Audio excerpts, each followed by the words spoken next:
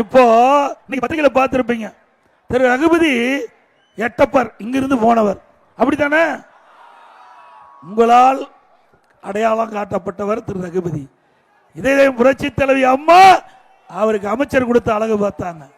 இந்த கட்சிக்கு துரோகம் செஞ்சுட்டு எட்டப்ப மாதிரி அங்க போய் திமுக அடைக்கலம் இருந்துகிட்டு அடிமை சாசனம் எழுதி கொடுத்துட்டு அவள் கொடுக்கின்ற அந்த செய்திய கக்கிட்டு இருக்கிறீங்க. இது நியாயமா? திரு ரகுபதி யாருன்னு அடையாளம் காட்டுது அண்ணா திமுக. அண்ணா திமுக தொண்டை ரத்தத்தை வியர்வையா சிந்தி உழைச்சி எம்எல்ஏ ஆக்கினாங்க. அண்ணா திமுக மந்திரி ஆச்சு. நீங்க எப்படி எல்லாம் இருந்தீங்கன்னு தெரியுமா?